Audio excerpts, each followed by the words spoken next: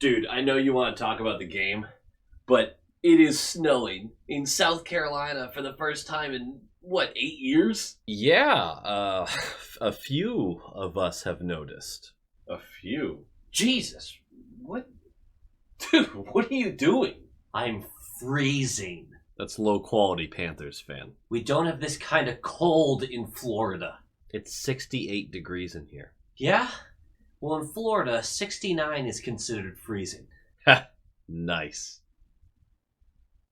Oh, wait, you're serious? I am. I am way too cold to be funny right now. You know hockey's a winter sport, right? Hasn't stopped me from winning. What's your excuse? Right. Well, you win this round, Metapod. Nice. I was thinking more Heimlich from A Bug's Life. You're both wrong. I look like the defending Stanley Cup champion. Got it. Ace Ventura when he's coming out of that rhino's butthole. Yes. Low quality fans of a high quality Bruins team that is a dub.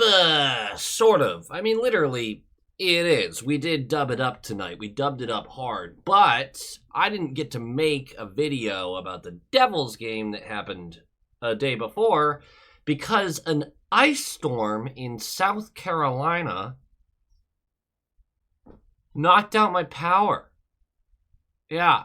It has been 7 years since they've seen any sort of snow down here, and there it was. There it was. Now, I'm not really upset because I have really enjoyed it. Of course, the hospital doesn't close, so I still have to go to work. And the roads were not meant for ice down here. They're not prepared at all. So it's been interesting. It's been interesting. But that Devils game, I would sooner rather forget. They gave it away. They handed it away. I don't have a lot to say about that game because it was a microcosm of all the painful moments of the season. But interestingly enough, a lot of my game notes from the Senators game tonight, which was a wild success if you're a Bruins fan, kind of match the counter to what I would have said after the Devils game. They're very similar game notes, oddly enough. I'm not really sure how that worked, but boy, it did. I genuinely apologize for how this month has gone with the channel. It's been a challenging month. I recently took on a new position, a promotion. Woo! That has, I mean, my whole life has been on fire lately. It's positives, but I'm tired and I'm inconsistent and all that good stuff. Like, comment, subscribe. Nailed it. Discord?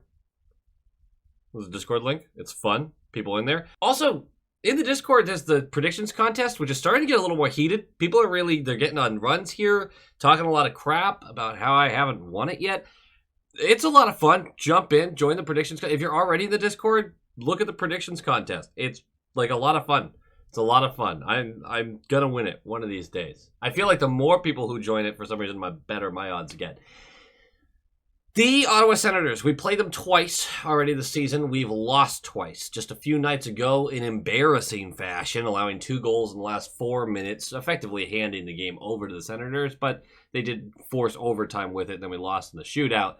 They responded, they being the Bruins, by beating the Sharks and then handing a game on a silver platter to the New Jersey Devils, the slumping New Jersey Devils. And we injured their starting goaltender, which I haven't actually seen the update on that. I genuinely hope Markstrom's okay. I don't want anything. I don't want health derailing the Devils season this year. I really like this Devils team. I enjoy watching them. I don't want that to happen. The last year was such an abysmal year for them health-wise. Like, let them be healthy at least. Anton Forsberg, I don't know why I pronounced both of those names wrong. Anton Forsberg will start for them tonight. He's been bad. He's been bad. 884 save percentage and over 3 goals allowed per game. Their power play, strong. Their 5-on-5 offense kind of stinks. Their defense, 5-on-5, strong. Their penalty kill, it's okay, I guess. They're a weird team. They also have a bunch of injuries, much like us. Hamonic's out, Olmark's out, Bernard Docker out, high ankle sprain. That's going to hurt for a long time, bud. Josh Norris out. Gregor's out. So a lot of guys who play meaningful roles for them are missing this one. We are now tied in the standings with the Senators, but they have 2 games in hand. A win here, which happened, vaults us all the way to 3rd in the Atlantic, but every team behind us has games in hand. So we'll see how this all shakes out. For the Boston Bruins, the lineups will be Marchand, Patra, Coyle, Geeky, Zaka, Pasta, Frederick, Lindholm, Lettieri, Beecher, Brown, Jones, Zadorov, Peak, Callahan, Carlo, Lohrei, Wotherspoon, Korpisalo, and then DiPietro will back up Korpisalo. Hampus, Lindholm, Kepke, McAvoy, and Kostelic all still out. Swayman dealing with a minor upper body injury. They said it was minor. We'll see how true that holds. And I will say it is like they're trying intentionally to piss us off with these lines. Because the Devils game, for instance, multiple players missing. They call up Brown and they call up Jones. And I'm pissed because I'm like, Merkulov's right there. I know Lysel's been sick, but Lysel's right there, and Lysel didn't hurt his chances for getting brought up again. But you're going to go with 2 guys who have not had a good game in a Bruins sweater. I'm not a Boston Bruins sweater. So it's aggravating. And people were like, well, they need 4th liners. They don't. They didn't. They didn't. Because Lettieri was playing on the 3rd line. Wahlstrom was playing on the 3rd line in that game. They didn't. They could have pushed those guys out of the lineup. They could have pushed them down the lineup. It made all the sense in the world to take advantage of this time and have some of the young guys. And I understand it if it was like, hey, we'd only be able to give them a game. Because if you brought up 2, one of them isn't going to stay in that lineup long because Frederick was missing because of an illness. So I get not calling both of them up. Call one up and put them in a scoring position. I just really think we need to focus on a little more youth, a little more speed, a little more talent. It's fine. Other than that, why this game feels like they're trying to piss us off, Brazeau has been one of the few role players who has consistently done his job this season. I understand bumping him down to the 4th when moving Patra into the lineup so he could play a top 6 role. No reason Lettieri should be on the 3rd line instead of him, but it's fine. It's fine. But there's even less of a reason for both Jones and Brown to be in the lineup instead of Brazeau. So unless some sort of conversation happened that I missed where Brazeau is sick or hurt or something like that, if they simply just healthy scratch the guy, what is it you're seeing? What is it you're seeing that makes you have to move off of him and out of the lineup? Seriously. I don't understand. I don't understand. So many decisions with the roster management this year, I have felt intentional. They felt like they're intentionally telling the fans, like, yeah, we're going to do stuff wrong for funsies. I mean, we won this game, so I guess how mad could I be? Let's talk about this game a little bit, shall we? Puck drops! Feels good to say that again. It really does. 1:30 in. Geeky, contested breakaway, shoots it wide. I can't tell you how nervous this made me. It's not fair at all, because Geeky, as you know, is elite. But I mean, it was like, oh, wait, is Geeky back to being Geeky? Because if Geeky's back to being Geeky, then I'm really worried about that first line. I really need him not to go back to being Geeky. I need him to stay whatever All-Star Monstars version of himself exists right now. Let's keep that guy. I don't like the old Geeky as much as I like the new Geeky. Let's keep him. 5 minutes into this period, Pinto skating into our zone takes an egregious dive. Untouched by the defender, just goes and falls. Why does embellishment... Now look, I'm not going to complain about the refs because the refs were awful all night for both teams. Holy hell, they were so bad at their jobs. I don't even mean like, oh, that's kind of ticky-tack. No, this was one of those well-established, you're bad at your job moment. Anyway, Pinto skates in, dies. Why does embellishment only exist if a penalty happens? Like, that's never made sense to me. If I watch a guy trip intentionally over nothing, then I'm calling embellishment. And when the other coach goes like, what's the penalty? What's he embellishing? Like, he's embellishing nothing. He's embellishing jack shit. That's why he's getting the penalty. I don't understand this. I don't understand why that's not called. Literally, defender just like rolls his shoulder. This guy actually got shot through the forehead.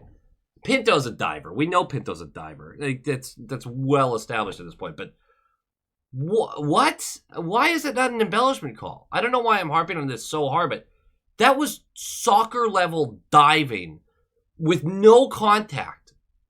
I don't want this sport to become this. I know there's already a lot of it going on. I don't want hockey to turn into this. It's so egregious.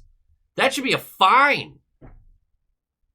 Screw the guy. Anyway, 8:30, 9:30 left in midway through the period. The shots are 8-2 for the Bruins, depending on what shot counter you trust, because we were up to like 12 shots 6 minutes in, but then somehow 7 shots after 13. Whoever was doing the shot counter was really struggling with it. Either way, 8-2 for the Bruins. They've been moving the puck well. A blocked shot leads to a 4-on-2. Lohrei, as the trailer, is fed the puck at the top of the slot by Lindholm. And it looks like he's trying to make a play to the left. He holds, flubs the puck, shoots it into the defender right in front of him. A 4-on-2, you don't get a shot on net. There are 1,000 examples. 1,000. Every single game of just what's wrong this year, just in general. That was another one. And it actually genuinely made me laugh quite a bit. Because it's like, all right. Yeah, you just chucked it right into the first guy. You know, if you've been watching this channel for a long time, you know one of my biggest pet peeves is a defenseman shooting from a distance and hitting the first guy in front of him. It bothers me to no end. It kills me inside. Get it past the first guy so it at least gets deep. I don't even care if you miss the net. I'd rather you miss the net wide and it gets behind that net than just shooting it into the first guy and it's a fast break the other way. 8:06 left. Beecher for holding the stick. This was a tough call because he got high sticked in the face and then held it after taking contact. He grabbed it. He didn't even grab it like that. He went like this. Which, like, yeah, that's holding the stick. Absolutely. It's just that I think that would be my reaction, too, if someone just chucked it into my teeth. I don't know. We're going on the penalty kill. Excellent penalty kill. Excellent. 5:30 left. Geeky for high sticking. Penalty kill. We kill it again. When the penalty kill's actually doing their job, they're not aggressive enough, though.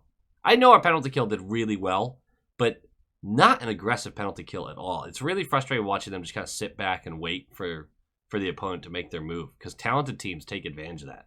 They really do. Although they do have a good power play, so I gotta give them a lot of credit tonight. The penalty kill did a good job. So we're ending the first period 0-0. We're going to the second period. 2:04 in, the Bruins are putting some pressure on the Senators. Pasta shimmy shakes his defenseman on the left wall to get down below the left circle, and he tries a sharp angle shot, but to the far post, and it misses wide, and it's going to skitter up that half wall on the other end. Carlo is there to collect. He's going to set it back down behind the net. And Brick was pointing this out a bunch, and he was right every time. The Senators really struggle. Really, and most teams do, but the Senators really struggle. When you have the puck behind their net, they're not aggressive. They don't attack you.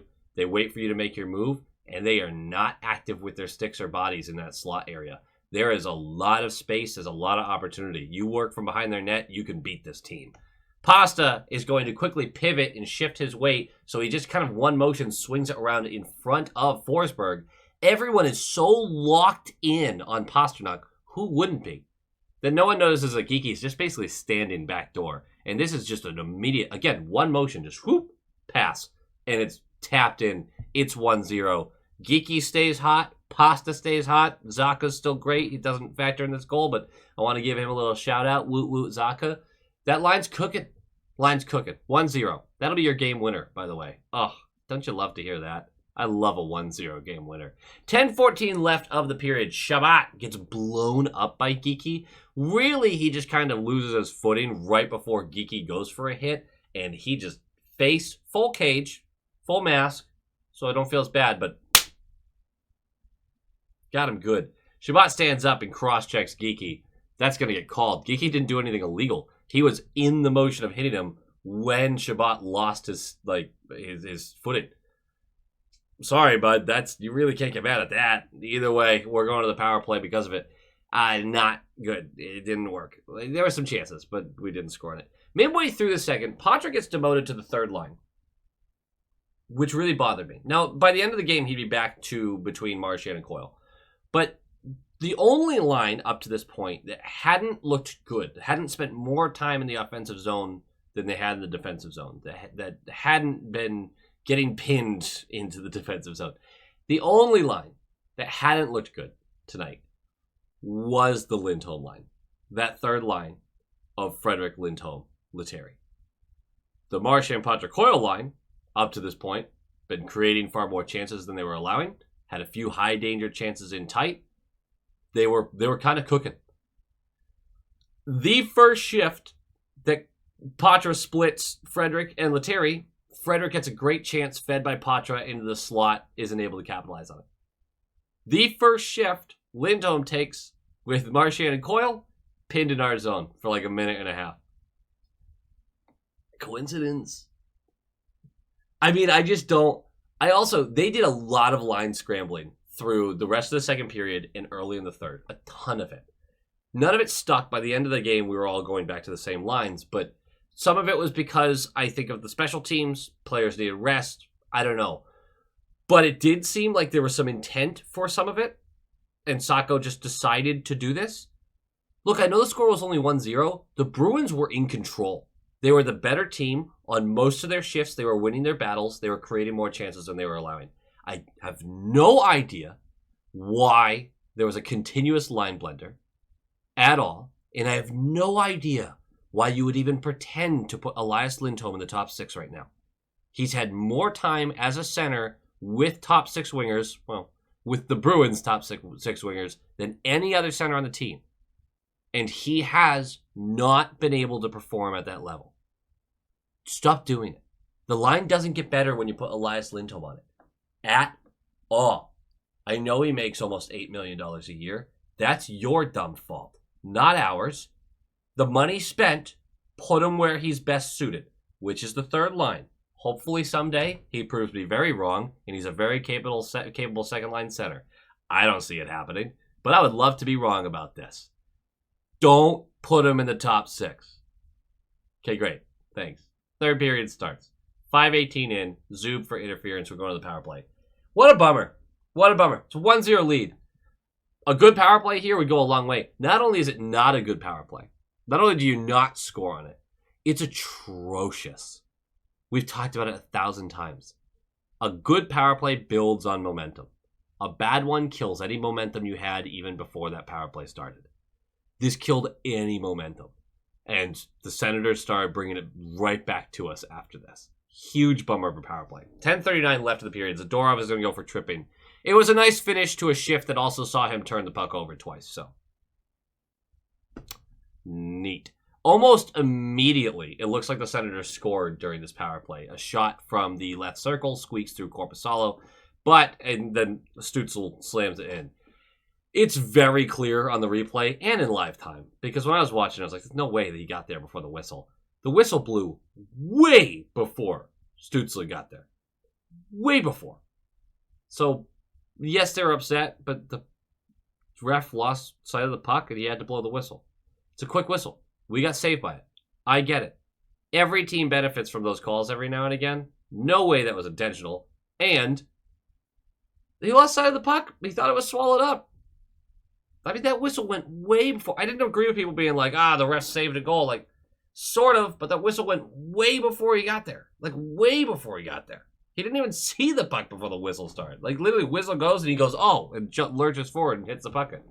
I don't know. So I get being upset about it. I don't want to act like I wouldn't be annoyed by that if it was a reverse fortune.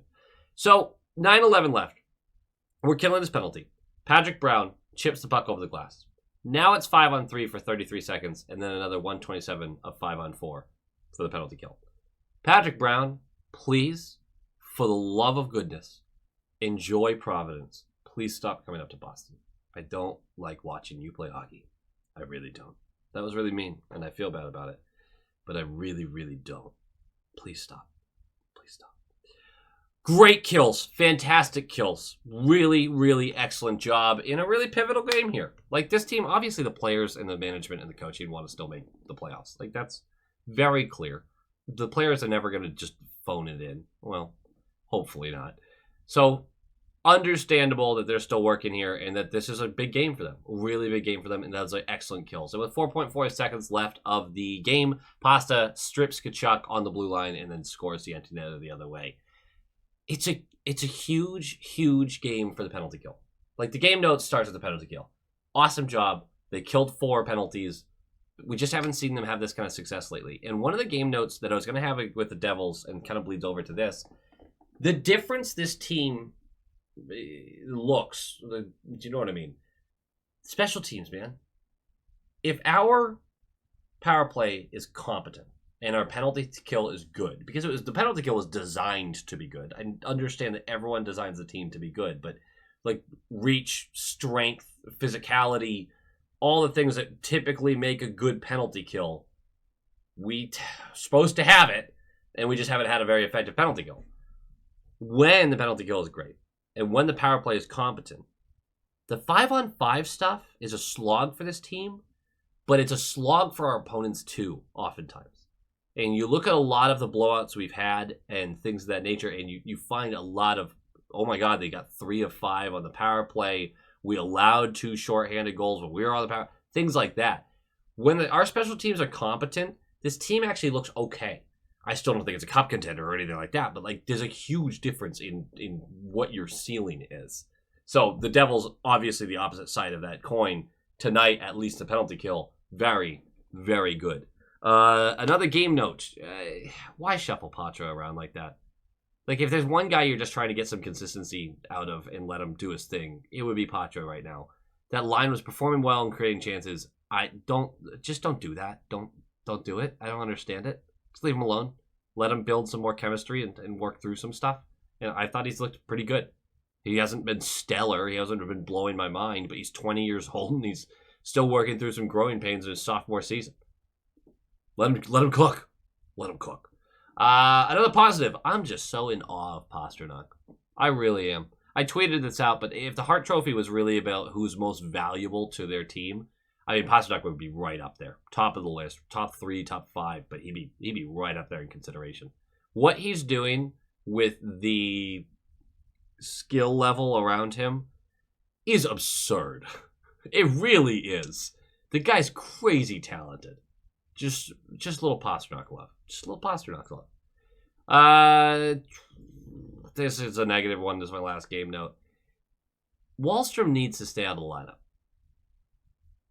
Please, like, that's very obvious to me. It was an immediate improvement, just not him being there. Jones and Brown can also very much be shuffled out. They're not performing well at the NHL level. They just aren't. Lettieri, I think he's been fine. I think I'd prefer him in a 4th-line role. I really would. Merkulov should be taking that 3rd-line role because they badly need a trigger man who, like, A, isn't afraid to shoot, and B, can finish some of these. And that's what Merkulov is. He's also a power play specialist. Like, that guy should be running that 3rd-line role as a trigger man. And then Brazeau would be the other 4th liner. I'd love to get him higher in the lineup, but I really think I'd prefer Merkulov or Lysell or someone like that. A little higher up. I think Brazeau can still do his damage on the 2nd power play unit, 1st power play unit as a net front presence if you want to use him that way, as well as a kind of 5-on-5 grinder. I don't love the fit 5-on-5 4th line though because he isn't stout defensively. He's not poor, but he's not stout, and he's usually not going to be a quick one to get to the forecheck. But Beecher should simplify his game anyway, and if you could get Brazeau on that net front presence and tell Beecher, like, hey, your job is to sprint and create a turnover in their zone after dumping the puck in. Like, that's what Beecher can do. Beecher's not offensively gifted. He doesn't have a high IQ with the puck. Like, there's a lot that I don't like about Beecher. But physically, the dude skates like the wind. He can be physical. He can win board battles. I hate that I don't see it more in the offensive zone behind a net. And I think if someone was really in his ear, like, that's your job. Brazeau's going to go to the front of the net. You just get in there, create havoc, and in 1 out of 3 times win that puck and chuck it towards the slot and see what happens. There's simple game plans here that I'm sure are being talked about. It's just, you're just not seeing enough of it. So I know that I keep harping on bringing up the young guys, but I just don't see a world where Jones and Brown should be in the lineup and Letary should be in a third-line role. Like, this just feels like it's space for a guy like Merkulov. And before someone's like, well, I thought we wanted Merkulov to have these big minutes in top six. Merkulov grades out as a third-line scoring winger, in my opinion. Like, that's how I see him being an NHL player. So it's not that important to me that he's in the top six role. Lysell, I would prefer in a top six role if he's being brought up because I want him to be working with someone with similar speed and offensive acuity. Like, that just makes more sense to me. Yeah. So I guess it's kind of a negative comment, game note, but it's not that negative. I feel good. I feel good with this. I mean, it doesn't really change my opinion on the team and what we should do at the deadline, but it's a nice little win. And Korpisalo revenge game against his old team. You do love to see that. Go Bees. Go Bees! And now it's time to say thank you to the high-quality inspectors. I appreciate each and every one of you. There's over 100 of you at this point.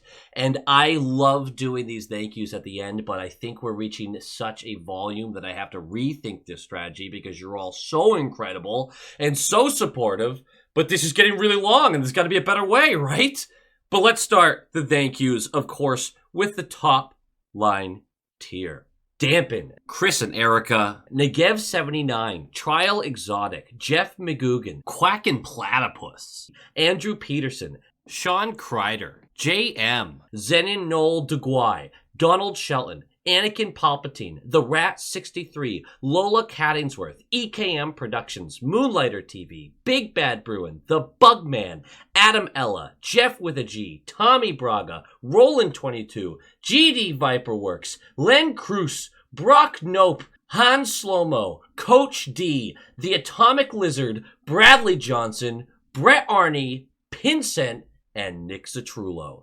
Thank you so much, each and every one of you. You're absolute legends of this channel, and you're very appreciated. And now, of course, to our all-star tier members. Lorenzo Wood, Jake Brower, Penny Pasta, Levi Catalani, Boston Stringler, Bagel, JG's 12, Mark S., Jacob Pratt, Nightmare Eco, John Kirk, Ann Hustis, Joel, Heil E. Coyote, Darren Woodbury, Abraxion, Michael DePaulo, Wolf Warrior, Vinny, Adrian Winter, Tupton D. Tashi, Bruin Smash, DeKingery, The Only Newts, A Tasty Snack, Dutes 42, and Jeremy. Absolute stallions, every single one. Thank you for supporting the channel. Thank you for being a part of the channel. I cannot express my gratitude. Go Bees.